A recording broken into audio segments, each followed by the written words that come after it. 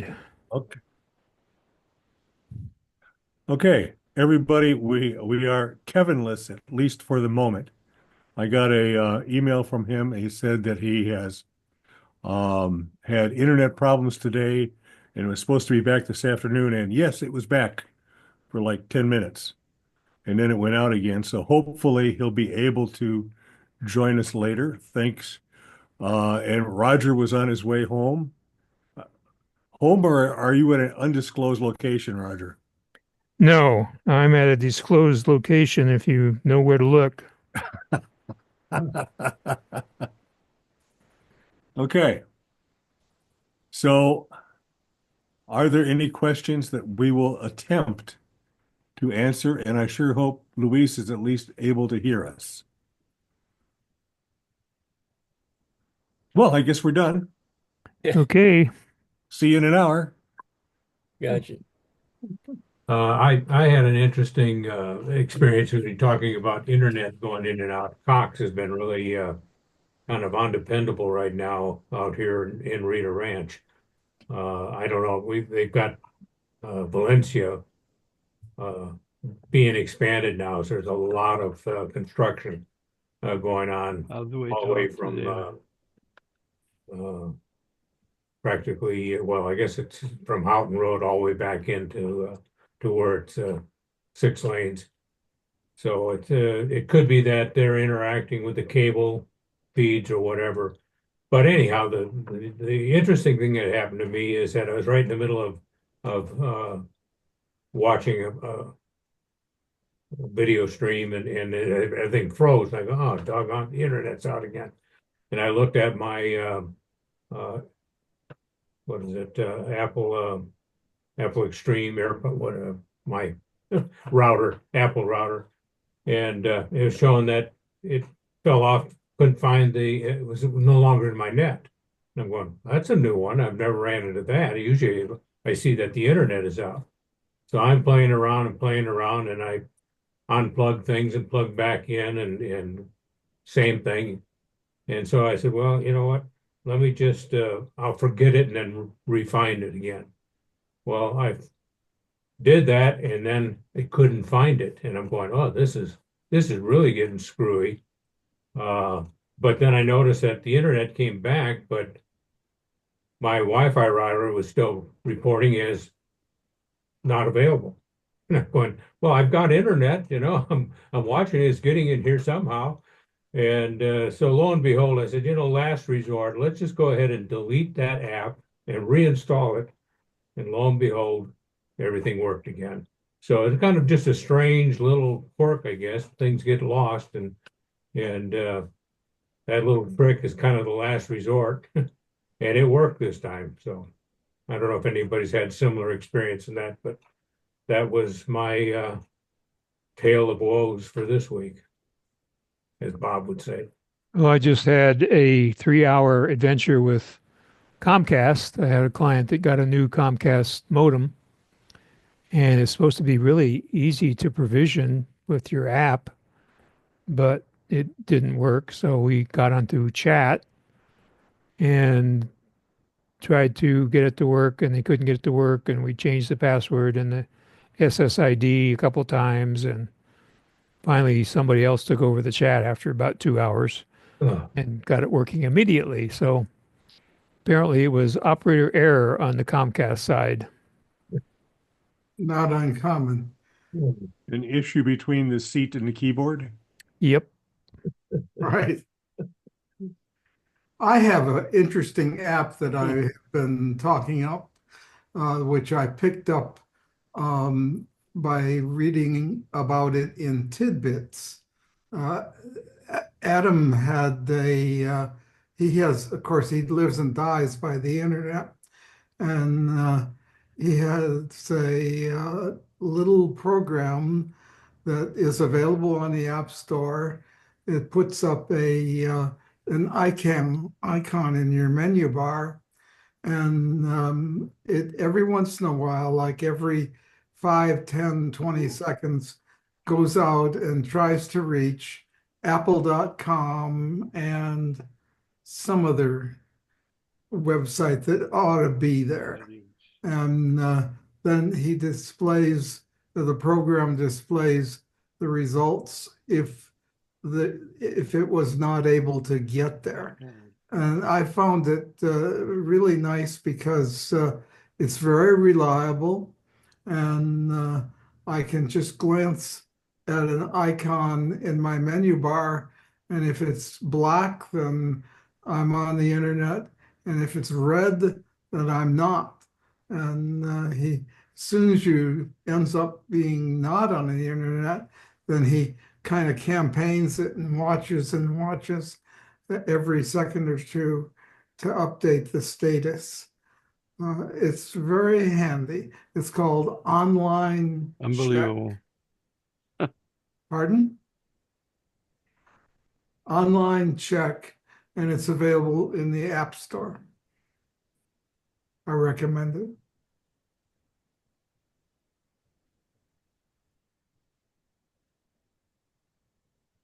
Well, welcome everybody. Looks like we lost Luis. There he is. There's the name I see. He had his camera going for a little while there, but he was upside down. And he's got the camera turned off now. It appears that the mic is turned on. Earlier he was having problems um, hearing us, but we could hear him. Luis, can you hear us? I don't think so. Okay, once again, we are a little short on, we're one expert short. Kevin is not with us. I got an email from him. He said that his internet went out earlier today and it was supposed to be back this afternoon, and it was for 10 minutes. And then it was out again. So hopefully he'll be able to join us. Barring that, we will try to combine our IQ and answer any questions you have. Speaking of questions, earlier today at noon, Roger had his Go for Lunch YouTube live cast, and it was an amazing informational um, set of instructions or help to try to understand and avoid wrong number telephone call spamming and other spamming. I would certainly recommend that everybody here go to YouTube and um, listening to his cast for today, and probably if you're not already subscribe to it, and when you can, come on Tuesdays and join him for his live cast. It's always a lot of good stuff. Roger's being very quiet about this, but he's just that kind of quiet kind of guy. Somebody else needs to toot his horn for him. Chris was there, and David Acklam was there, and I think that is a lot of good information. I put the link to his live cast in his YouTube live cast in there before, and I just put it in again. You may see me do that on multiple occasions tonight because I think it is that important. Are there any questions? Thank you, Bob. You're welcome, Roger. You deserve it. I got Well, a barring comment. that, oh, Denny, go ahead, Denny. I watched Roger's thing a little later in the day. It was early timely because just 10 minutes before this meeting, I got a scam thing that I hadn't gotten in the past. And it was supposedly he got onto my system. He knows my name and number, and he knows I've been watching porn. And if I don't pay him, he's going to release that information. Well, you could stop watching porn, Denny. Yes, I know it's a thing. Secondary question, Roger. You mentioned a Gazette in your presentations. How do I get that or subscribe to it? Just give me your email address and I will add you to our mailing list. Okay, I'm Vivid Miata, VIVIDMIATA at gmail.com. Okay, so it's VIVID Yep, Miata, Miata. I used to drive a bright yellow Miata at Gmail. at Okay, I Gmail. got it. Thank you. Roger sends out a email every Monday at almost precisely 7 a.m. and which tells everybody what the uh, topic is for the Tuesday lunch meeting and gives the link for it. And you should probably just subscribe to his feed on YouTube and put it on your calendar to go to YouTube every Tuesday at 11:55 and see his stuff. Luis, you're right side up. Really? I upgraded to Sequoia last week, and I think the settings changed a little bit. And I realized that Sequoia 15.2 is coming up. Is it a good time to upgrade to Sequoia 15.2, or should I wait? Well, if you are using Super Duper to do bootable backups, 15.2 broke the bootable part, according to Shirt Pocket software. So 15.2 fixed a lot of stuff that was in 15.1.1. So if you're not using Super Duper to make bootable backups, then go ahead and go to 15.2. Okay. I'm running the latest version here myself, and I have had no problems. I'm very pleased with it.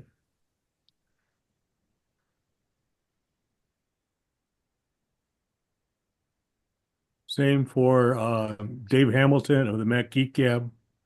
He says he has had great luck with Sequoia. I have not upgraded on my main machine as yet, but may do so maybe between Christmas and New Year's. Why are you waiting? Because Roger told me to. Roger, in general, says wait till point 3 before you upgrade. And I did upgrade on my laptop, and everything seems fine. I don't have many hours on that on Sequoia, but you know, part of what I do on my computer earns income for me, so I am cautious. Good idea.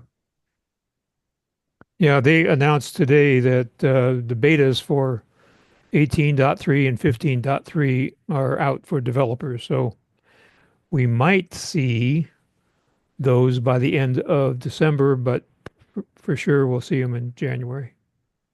If all of your applications on your computer are first-party Apple applications, you can probably go ahead.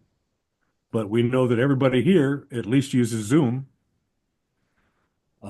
So, we have a lot of other applications. I have Photoshop and Dreamweaver and so forth that I use to try to generate a little income.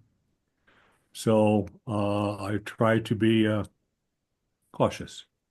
And the other thing that you really need to check before you go to Sequoia is your printer driver going to work with Sequoia?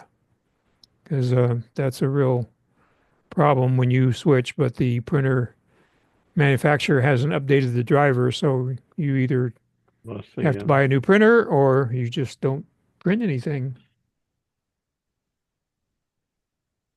True. True. Doriana has joined us. Good evening, Doriana.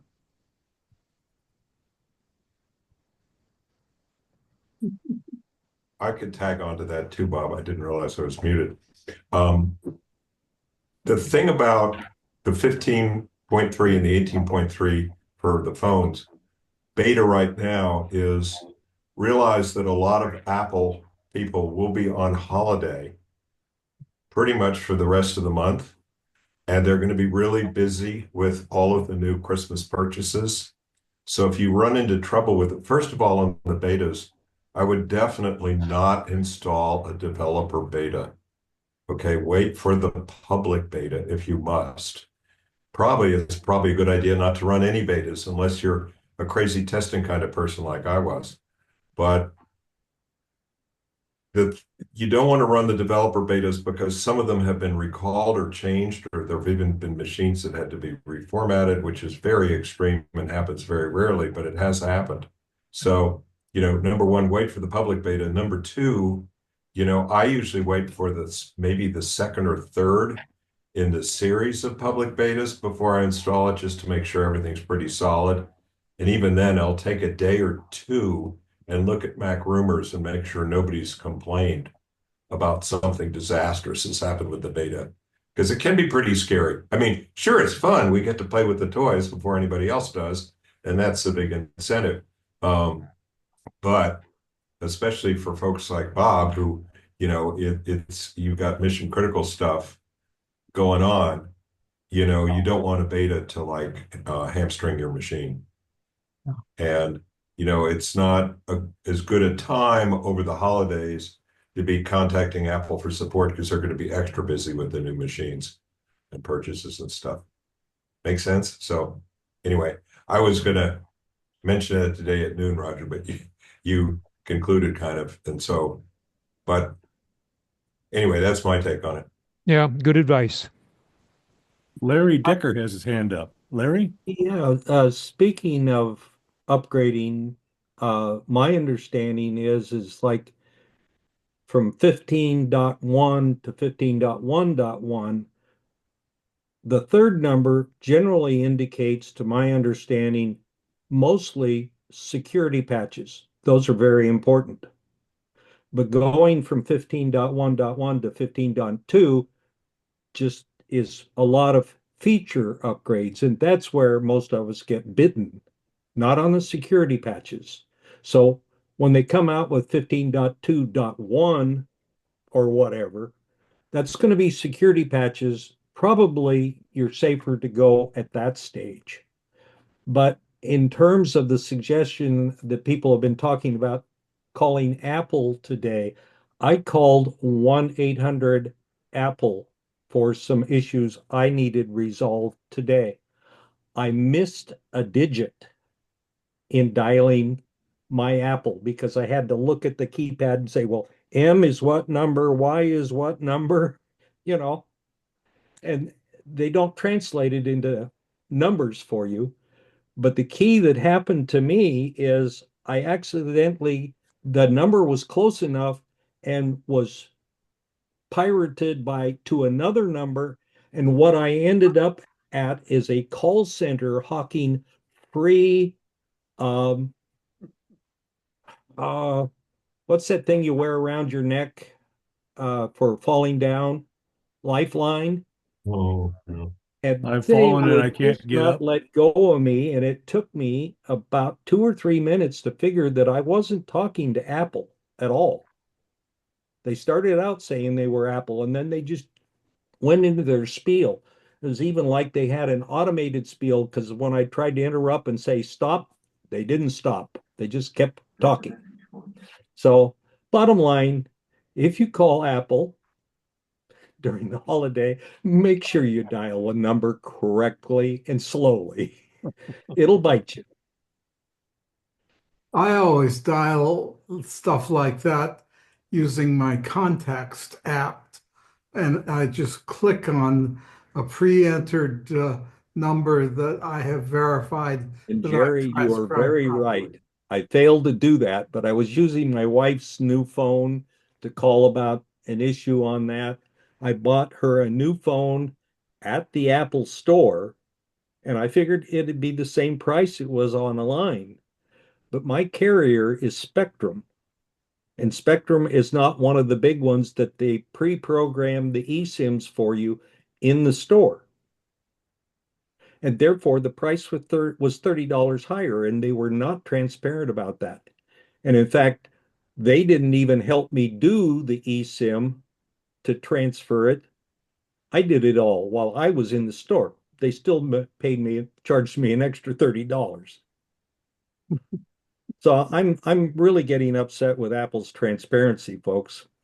But I'll let somebody else take this on. I don't, unless you want to ask me about my gripes. Yeah, Verizon does that. They have a $30 fee, which I think I've never been particularly happy with, but it's coming through the carrier. It's coming through Verizon. Well, It's yeah, not an Apple thing. but if I had gone to my Spectrum store here and traded the phone in and bought the phone through my Spectrum store, I would have got a better trade-in value and less total dollar amount. But I fell into another promotion with Apple where they gave Okay. you a $200 gift card, $200 off an item you were going to buy online, but then turned around and made you buy a $200 gift card in order to populate your cash account. I still haven't got that one figured out, but I'll figure it out by the time I get my bill from my Apple Card. They're all very greedy, and they're really kind of up against the wall, and so they're resorting to all kinds of crooked, I would call it crooked uh, operations, and I get I just won't do business with them generally, and if I'm forced into it, I go with every idea that they're going to try to do something crooked. Well, it's Hell getting of to a be, hell of a thing to say, but I think Apple's getting to be to the point where they're the big manufacturer and they don't want to sell anything. They want to sell it all to the middleman. oh Let yeah, us go deal with the middleman. yeah, it's always been that way, really, ever Eh, since I've yeah. been. So it's hard to get a deal with Apple that you're satisfied with anymore. Well, I'm not so sure it's all Apple. I mean, it's like everybody. I always prefer to buy my phones directly from Apple. Then I have an unlocked phone. I'm not locked into any carrier for, oh, we're going to give you X number of dollars off, but you are promising to pay that for 2 years. Um, Or this three. way, when you have an unlocked phone, it is an unlocked phone you can change anytime you want. Yes, trying to get a eSIM off of the website for your carrier can be a little less than transparent, but it is doable, at least in my experience with Mint Mobile. And we're relatively happy with Mint Mobile so far. But then there's, 'tis the season, Larry. Yeah. Um, Well, it's a at good thing the, they had I, me at the store because they never would have managed to transfer the eSIM without me because I knew the history of the phone. We came from the West Coast to New York and we were on Xfinity Mobile with a SIM card when we came to New York, switched to Spectrum. They said, we don't want to put a SIM card in it. We'll do an eSIM, but they left the Xfinity SIM card in the phone. And then the store actually had me go through the process of contacting Spectrum and transferring the eSIM to the phone. That's why I don't think they should have charged me $30 because I did it, but in their store. Therefore, they get I paid. found some web results. I can show them if you ask again from your iPhone. Don't know what that was. that was somebody's S lady thinking they had to respond to something. I don't know who it was. But Mine is directly under my monitor but I didn't see it light up. So I use it to turn my light on and off. okay. Okay. Well, I apologize. everybody, all businesses are trying to do that, trying to get the last dollar out of you, such as the logic of the USPS. They have upped their rates temporarily for the holiday season because it's so busy. I think that any other business would go, it's really busy, so our trucks are going to be full, our people going to be working, and we're going to get more money. We might be able to reduce our prices or make more money, but the postal service mindset is, oh, let's up the prices. I've never, ever seen the price of postage go down. I've seen it go up lots and lots from probably the nickel stamp uh, I to can whatever remember it is now, Lisa, 77 or 87 cents, 73. 73 for the first class envelope. And I've worked for many years in post office adjacent businesses. One of my first jobs was replacing the faces on mechanical scales to put the new 14-cent stamp on those mechanical scales. And now it's somewhat higher than that. Enough of that. Are there any other questions? Well, I've got sort of a generalish question that maybe we could talk about it now, and that is in terms of the accessibility minute. We've got a whole lot of new stuff coming down in Sequoia and in iOS 18. And I'm kind of curious, what is the sense of people? Are you more interested in stuff for the Mac or for the phone? Because I don't know about you guys, but I do about 80% of my world is on my phone right now, aside from things I have to do on the M1.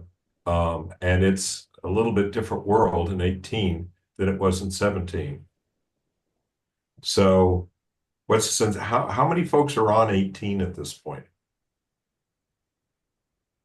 Sort of half, yeah. Yeah, well, yeah. How about in terms of Sequoia? I don't expect a lot here. Yeah, okay. Okay. The thing is, I'm a little bit more hesitant about, let's see, how do I put my hand down? There we go. About doing too much stuff on what was before Sequoia, Sonoma, because some of it changes or could change. But anyway, and then the other side of the coin is who's interested in what kinds of accessibility stuff. And if you have an interest, email me or put it on the board or something like that, or send it to any of the officers and they'll forward it to me. And we'll sort of try to come up with some stuff that'll be helpful. And Melissa's always a big help with this stuff because she actually actively works with clients with this stuff. Whereas I'm just sort of an old gasser like you guys. I can quickly answer your question, Chris. I've basically been going to hell in a handbasket over the last 5 years. So anything with sight, sound, touch still seems to be okay, but sight and sound are things that are, if I have some help, I really appreciate it. I would think that shortcuts on the Mac would always be helpful. Okay. Except that shortcuts are not accessibility. Well, that's Yeah, true. sure. Yeah. Well, we do have speakers from time to time. But Jerry brings up an interesting point. Does everybody know how to zoom their screen really quickly if you want to zoom in on something? There are different ways depending upon what mouse you've got.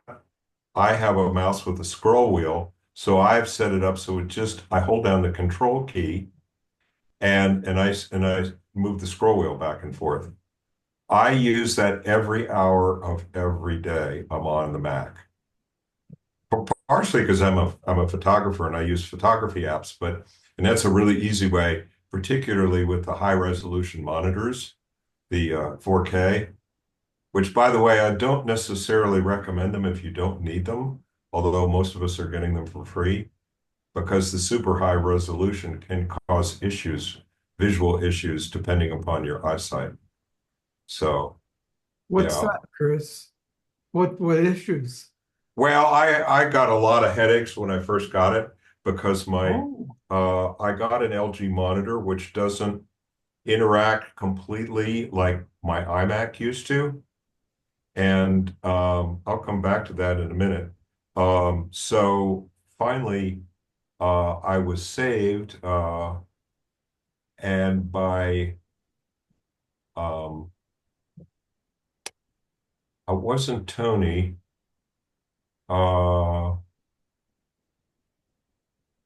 But at any rate, I found the Lunar app, Oh yeah. and that allowed the screen brightness to come back up and down. Mhm. And that was huge, sort of give me control back. I had to go through the little pencil eraser thingy at the bottom of the menu and do stuff. And that is just, I've never been that much of a PC guy. And doing that kind of stuff on monitors was just not and I also adjusted the brightness of it. And by the way, I really don't use the 4K resolution that much, except when I really need it. So that's another thing. But one final thought here in closing. I heard on a podcast, maybe yesterday, that the price of the new 24-inch iMacs is pretty darn attractive. Mhm. And feasibly speaking, without getting into the low end, which no one's going to buy anyway, we're talking probably $1,800 to $2,600, depending upon how much you stock that thing with. And that's pretty attractive. And I think that's going to be a space to watch because if Apple is sensitive to uh, a uh, a less than positive economy in the new year, which a lot of people are talking about, we may see some slippage in those prices. And so that's not bad at all because I paid about 1,800 for the rig I've got sitting in front of me with the M1 Mac Mini 3 years ago and the LG monitor. So something to think about. The problem with the 24, for a lot of us, it's not the 27-inch that we were used to, but you can move it closer. Like many things, it's all about viewing angle. Yeah, Rich, you've got a thought? My Right. son, my Right. son got one of those about a week and a half ago, and the only thing he had to say about it was because it came with Sequoia, and he had a 2017 21-incher iMac that he had to transfer stuff to, and it took him quite a while to get everything compatible with the new operating system. Oh But yeah. he's absolutely blown away by the speed of the machine. The other machine was just dragging its heels all the time because it had the Intel microprocessor in it. Intel, yeah. The Apple is really trying to move people now from the the remaining folks on Intel, to the Apple Silicon machines. And Rich, you're absolutely right. It's a big jump, not only in speed, but sometimes in software and stuff. And I've used the Time Machine Backup Restore, but it takes a long time. It's the easiest to do if you use Time Machine. But some people like the clean install approach. Mhm. And there are two different approaches on that. So, you can take a look at those. But yeah, and I really think Apple is pricing some of these things like the 24-inch iMacs and the M4 Mac Minis, the new tiny little ones. They're really pricing these units to move. So Yeah. for old Intel folks. So when you look at the amount of RAM, the amount of storage, and the amount of power in the machine, they are pretty good deals. and they may get better in the new year. So And you can still have a 27-inch iMac. It's called a Mac Mini and a 27-inch display. good. Yep, yep. That's what I'm running here, and I'm very pleased with it. Yep, that's what I have. Well, thanks for the feedback on that. We'll try to sort of work on that for the new year. Are there any other questions from the floor?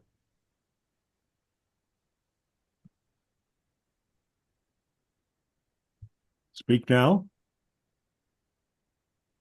And Tom McGorry has just joined us. Hello, Tom. You might not be able to hear us yet.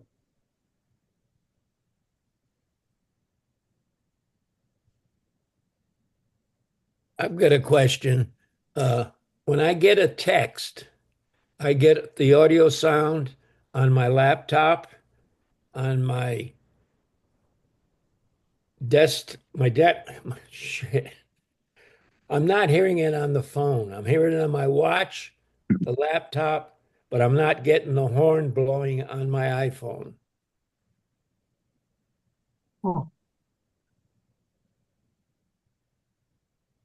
It could be in notifications if you turn them off. Have you muted any of your text? Not Like, for that, instance, I have a family chat and a big family, so it's like some grandkid or somebody has a birthday almost every week. And then there's a big dog pile with all sorts of happy birthdays that flow in. And so I muted that thread, and then I muted a couple of other texts that I didn't need to hear. And then things got a little crazy after that. And I work with Kevin a little bit to try to turn them all on and turn them all off. But there have been some issues. I think some bugs around that, Danny. okay. But you can check your individual thread, make sure it's on. And then if there are any kind of, do you wear hearing aids? I should, but I don't most of Okay. the time. Yeah, because I've got them coming to my hearing aids too. So I turn some of those off.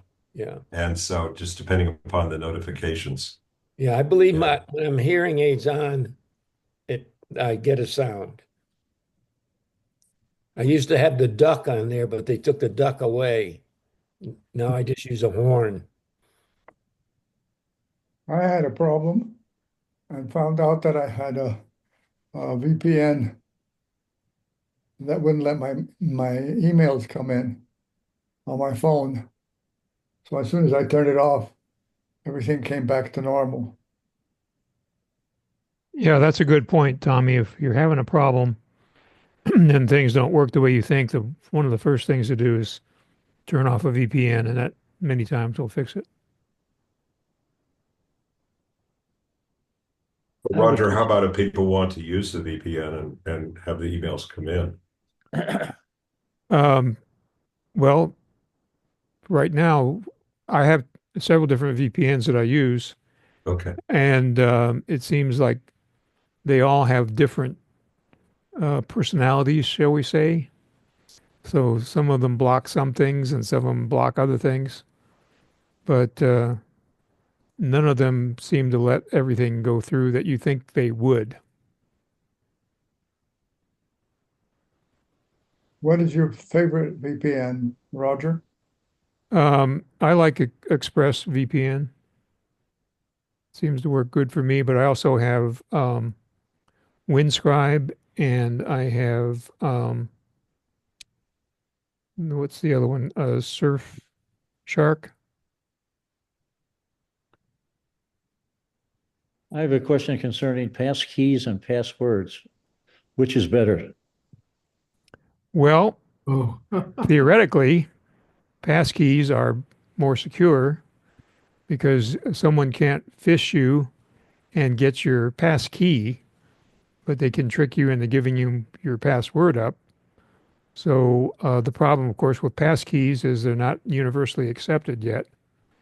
And then some of the sites that say they have a passkey capability don't seem to work. So it's still in its infancy, and you need to use the ones you can, but don't expect to see it everywhere for a while.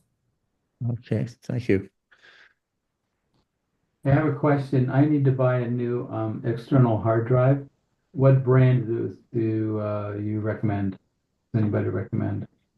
According to Backblaze, Hitachi drives have the best mechanical reliability. Yeah. Yeah, if I can buy Hitachi, that's what I buy. If you can afford to buy a good grade of external hard drive, not an SSD, buy a hard drive that is graded for uh,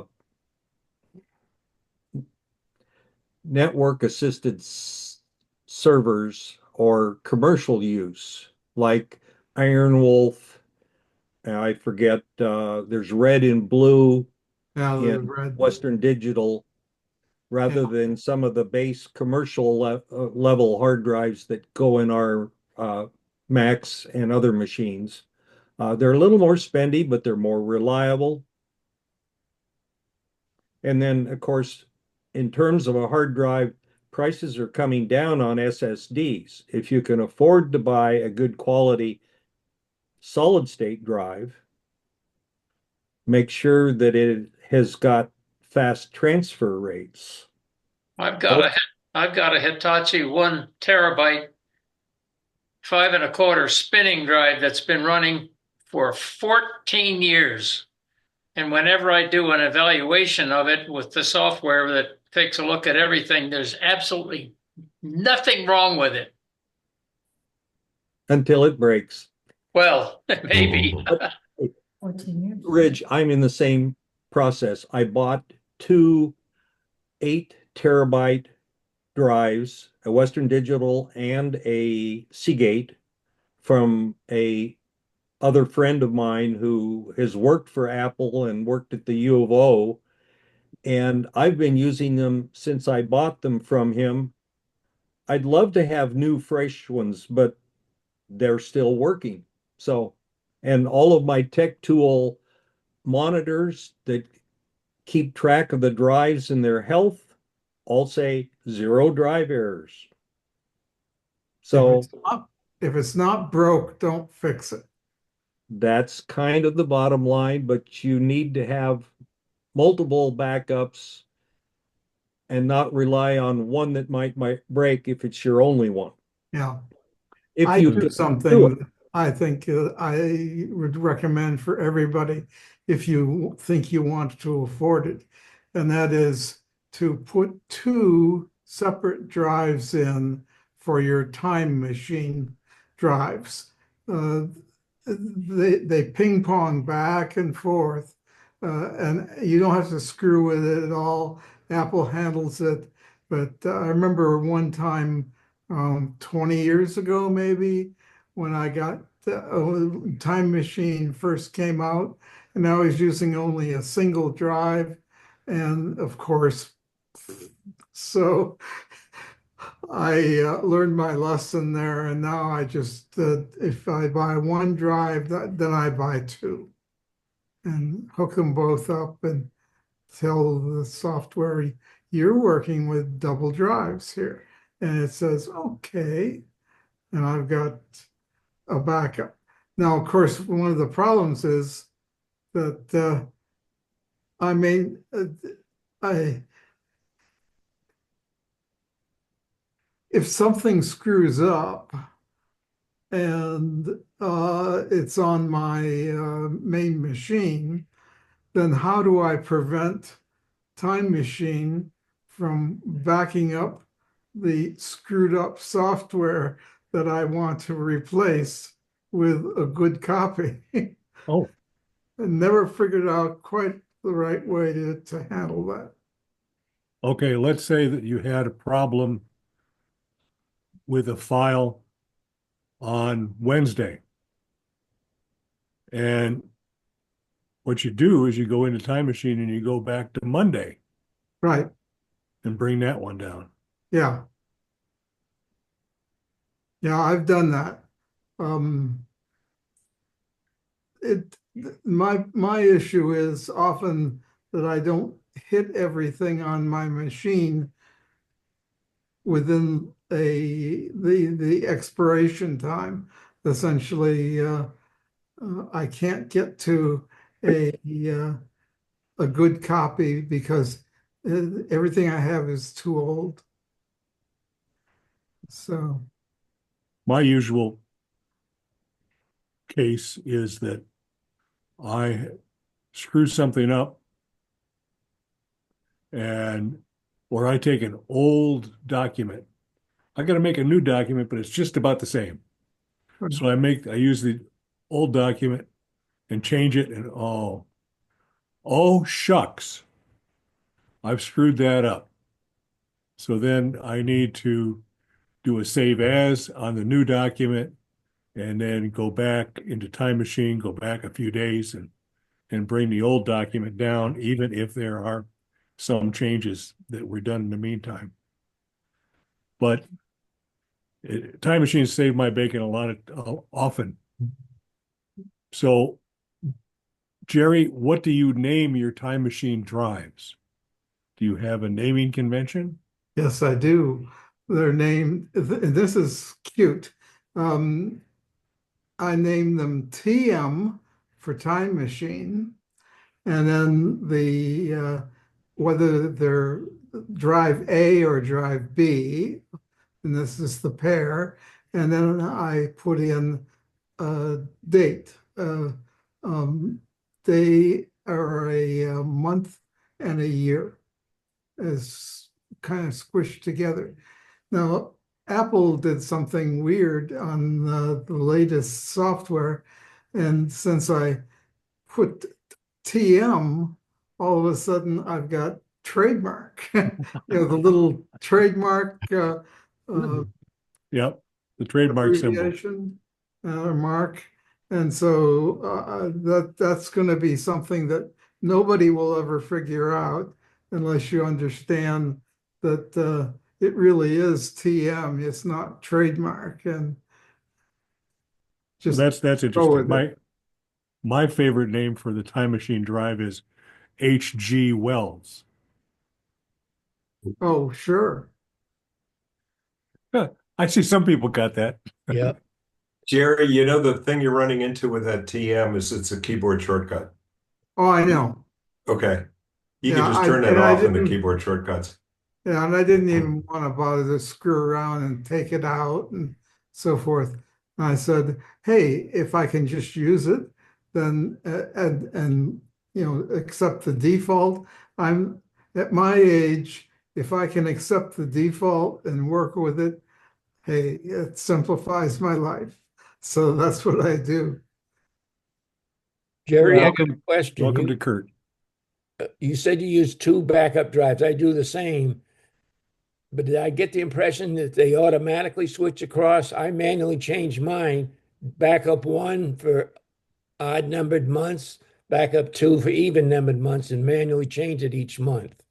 Is there a way to do that automatically? No, require manual intervention to do that.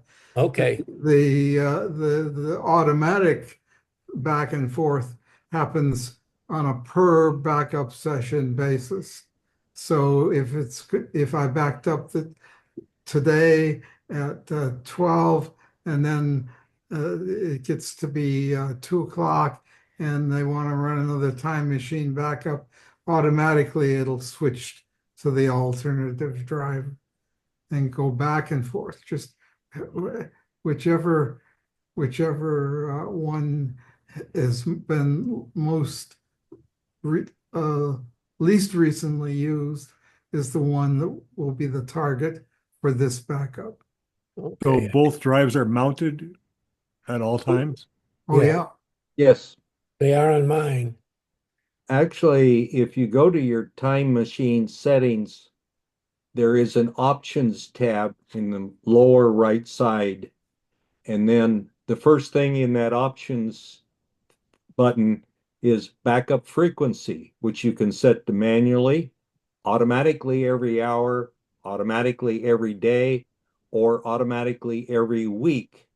If you do it every day, theoretically, drive one does today, drive two does tomorrow. Yep. They are both totally independent backups. They are not incremental, except within their own cells. That's what I want to do. So explore your Settings on the back on the time machine settings. I have one that's on an old Apple time capsule, and I have one that's on an external hard drive. Uh-huh. And then I double down and I back up to a solid state external drive with carbon copy cloner, just the data. Okay, great discussion. Tonight we're going to take a break and come back at 7 o'clock Mountain Standard Time for our general meeting. What's the topic going to be? The main demonstration is going to be a presentation by our member Marty Gensius, Oh, okay. and it's called the Apple Whisperer. Part of it is going to be a little lighthearted, but mostly it's going to be about the fact that here at the holiday season, everybody here is probably going to get pressed into service to troubleshoot Apple equipment from their neighbors, friends, and family. Yeah. And so he's going to give us some pointers on how to do that kind of troubleshooting.